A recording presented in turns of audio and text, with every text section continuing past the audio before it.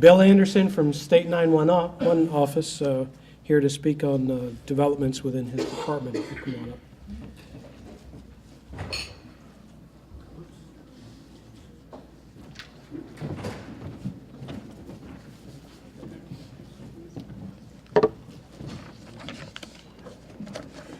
Good afternoon, everyone. I'd like to thank Randy and Scott for inviting our office down today. We put on 2 breakout sessions, one on LTE by our public safety communications side of the house, and then one on 911 developments by my office. Hopefully, if you had a chance to attend those, you found the information usable. So again, thank you very much for having us down.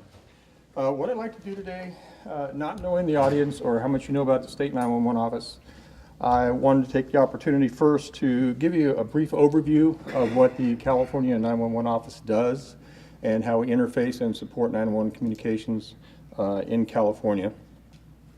Also talk about some of the current and ongoing efforts that we are currently undertaking within the office, and then really talk about where California 911 is expected to go over the next few years. The office itself was established in 1977. It was part of the Warren Act, and the Warren Act actually established 911 within California. Our office was established to administer funding in support of PSAPs were developed at the time, basically reimburse costs for the development of the PSAPs. That's actually continued on. We now are, one of our main functions is the administration of the state 911 funding, which we call SETNA, State Emergency Telephone Number Account. That account runs around $100 million a year in costs that we support 911 in California. Yearly, we take a look at what costs are expected in California. We have the ability to adjust that account by making changes to the surcharge that's applied to your telephone bills that provides funding for the account. So we do that on a regular basis.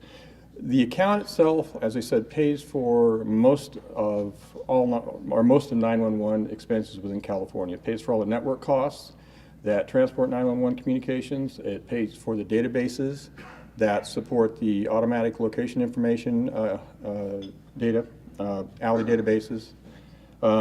It pays for all of the customer premise equipment that the PSAPs use to operate on the 911 system, and amongst some other minor costs that go along with that. One of the other areas where we spend a lot of effort at is dealing with the FCC and some of the other public safety organizations that support 911 throughout the United States. Most recently, we had the opportunity to work with the FCC and have been working with them since June on the issue of the delivery of Phase 2 information in regards to 911. In this particular case, when we talk about Phase 2, we're actually talking the actual location of an individual who's making a 911 call, their latitude and longitude. That became an issue. It became prominent actually in July when CalNETA issued a letter to the FCC with their concerns about the delivery of Phase 2 information. And this has been something that's been going on for a while. Our office monitors call stats on a regular basis from various PSAPs throughout California. And we noticed over the years that the delivery of Phase 2 information had changed. Back in the earlier portion of when Phase 2 first came out in 2010, most carriers were delivering Phase 2 information. Somewhere around June, July of 2011, we noticed that trend was changing, and it was going to Phase 1 information, which is really the cell tower address and the phone number, and the delivery of Phase 2 information was going down.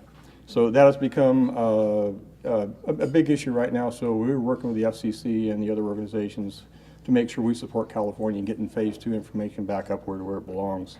We do spend a lot of time looking at notices of proposed rulemaking on how they impact California 911 and making comment on that when we can. We deal a lot with the legislative process within California. A couple of more recent bills we've been involved with was AB 911. That had to do with multi-line telephone service providers, basically having them provide the actual location of a phone that's attached to their service. That bill right now currently sits in Senate appropriation and is suspended. It became a 2-year bill, so we'll continue to monitor that as that goes along. The other bill that was prominent recently was AB 300, if anybody paid attention to that one. It really had to deal with prepaid phones and actually applying the surcharge that we currently apply to your telephone bills to prepaid phones. That was vetoed by the governor on October 13th. We spend a lot of time working with the vendor community. Monthly we meet with AT&T, Verizon, and many of the providers such as Intrado, Casidian, et cetera, working with them on development of products to support 911 in California. And we also deal a lot in established procurement vehicles for the PSAPs. We currently have 3 contracts in place, what we call CalNet, which supplies the network services for the state of California. We have an MPA contract, which provides CPE equipment to the PSAPs, and also a contract to assist with language interpretation for the PSAPs.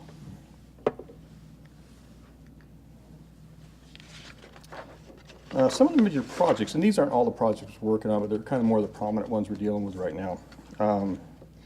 Back in early 2013, the then deputy for the 911 office, Ryan Doolin, proposed 7 policy changes for our office. 4 of those have actually taken effect. 3 have been under review by a working committee under the State Advisory Board. We are currently working with them. We'll be meeting with them again in January to see if we can come to resolution on those.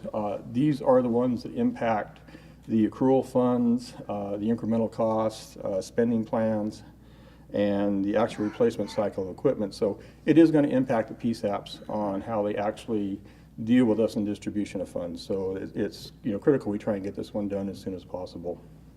We're currently working on a 911 education and awareness program, working with Ogilvy Public Relations. And this is going to be critical.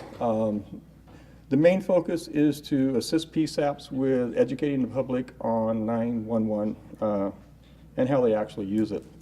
But as we move forward with some of the newer technologies, text to 911, for example, when we start pushing out NG 911, you're now going to have the availability to receive video and pictures. So educating the public on how they use 911 in these situations is going to be critical. So hopefully, I see somebody not too happy with having all that go out. So educating the public on how they have to work with 911 when these are available to them is important. Again, as I mentioned, we're working consistently on delivery of phase 2 information. One of the projects we did in Northern California, we were actually able to route calls based on the actual coordinate of where the person was making the call from. During that time, we were able to save 100 hours in transfer time by doing this. But for us to be able to push something like this out statewide really requires that we're able to get phase 2 information the first time, every time, and right now that is not possible. So we're going to be monitoring that quite closely as that moves along. One of the big ones that's going to be coming available soon, it's going to impact probably everybody, is text to 911. May 15th, the carriers are going to offer that out to all PSAPs in different forms. Our office is currently running tests on the various types of text to 911 that will be available to the PSAPs. We recently completed testing at University of California, Long Beach on a text application that used the internet for that. From some aspects, it was very successful. We did learn a lot. We'll be using that information to compare against other type of text applications that we'll be testing over the next few months. Of interest, and for those in the PSAP community here, some things we do know about text is right now you can't transfer text messages. So if you're a primary PSAP, you get a text message in that has to go to fire, you have no way to transfer that right now. So we're going to be looking for the technology companies to look for solutions on that. In addition, there is no language interpretation for text right now. So if you do text, you have to text in English, which can become problematic down the future because not all of California speaks English. And also the location of a texter. Right now, when you can get phase 2 information, you can identify exactly where the person is. If you get phase 1, you can at least identify the cell tower it's coming off of. With text to 911, it's even more coarse than that. They actually locate the centroid of the cell sector, and that's the information that's provided to the PSAP. The problem is the person who's making the text call may not be in the service area of the PSAP, so they could be outside that, but it's locating that person within the PSAP next to them. So if the call is placed to the wrong PSAP, again, you can't transfer it. So those are issues with text that we'll be looking for the technology experts to really solve over in the upcoming months.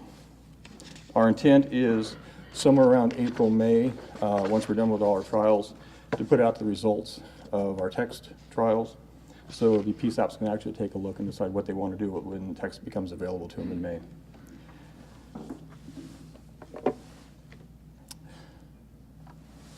Am I in the right spot? Yeah, just before I go into really where California is going to go, I just want to give you a brief idea what we face in California compared to other states. We have over 455 PSAPs that provide 911 services in California. And they serve approximately 38 million residents. In 2012, we received 26 million 911 calls in California. And that has gone up from 23.2 million in 2007. Looking at call stats, we're on track to meet or exceed that number this year. So every year we're getting more and more 911 calls that we have to deal with. And of those, 71% are wireless. So that number is going up more as more and more people get rid of their landline phones. And of those wireless calls, one thing we're noticed, a lot of them are texting now. They're not using voice communications. We also interpret 96 different languages. So, when we do text to 911, we have to be able to interpret those languages. I have somebody waving at me in the back of the room. I was told I had 10 minutes, so they're back there. Oh, 10 minutes rep. So, but I was told I can go a little bit longer, so you got to wait some. Okay, so where's California going to go? The biggest thing we're hearing right now is next-gen 911. That will provide the ability to have live video fed to the 911 operator, pictures of an incident fed to a 911 operator, ability to route calls much more easily than we do now, and also support text when it becomes available. So we're really in the early stages of looking at NG911. We've conducted 5 pilot projects in California, or currently in the process of the 5 pilot projects. And really, they look at hosted solutions where multiple PSAPs can work off one piece of equipment in a redundant format. The ability to automatically reroute calls in the event of emergency, to load share, where we can actually monitor a PSAP, see what their load is, and transfer calls automatically in case of an emergency or in case they get overloaded. So those are things we're looking at as options to be able to put on a statewide NG911 network. But for us to get there is going to take some time. We're still operating off a legacy analog network throughout most of California. So one of the things we need to do up first is start looking at what other states have done. Tennessee and Indiana both have networks in place where they're developing. So talking to them, learning from the issues they've had in developing a statewide network, defining what a network in California is going to look like. California is the biggest state, one of the biggest, well, next to Texas, I guess, is the biggest state in the United States. So how are we going to push out a network that's going to serve all of California? It's going to be difficult. We know it needs to be standards-based. NENA is currently developing I3, so we have to have a standards-based network that multiple vendors can operate off of. In California, you're not going to be able to push out a single proprietary network. It's just not going to happen. Also, the deployment strategy. This is going to take a multi-year process to push NG911 out in California. And it's not going to be a 1 or 2 year process. And then again, funding for the CETNA is critical. Right now, the funding for CETNA maintains operations. But as we build out a statewide IP network, we have to keep the existing network in place. So the $100 million we spend per year right now to support NG or 911 in California, we're going to have to determine how much more it's going to cost to build out an IP network on top of that. So the costs are going to go up. So we have to look at a funding source that we can sustain over many years to support both activities. So that's kind of where we're going. One thing I did want to, I don't even have it in my notes, but one thing, technology is really great. I'm an engineer by background as an RF engineer. And I've always said, you know, with enough time and money, technology can solve most issues. Unfortunately, California never has the money, so we don't always solve the issues. But sometimes what we forget is, what do you do with the technology once it's presented to you? And how do you deal with it? And for the PSAPs, it really is going to change operations for you as this technology becomes present. We talked about text a little bit. You know, how are you going to deal with text when it comes into your PSAP? The same with NG911.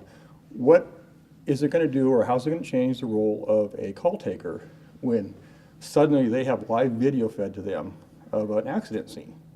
You're very comfortable dealing with voice right now, but when you've got video being fed to you, how's that going to change the operations? So just issues you have to think about in the future as we move forward. So that's really all I have for today. So again, thank you very much for having us down here. Questions? Okay, thank you.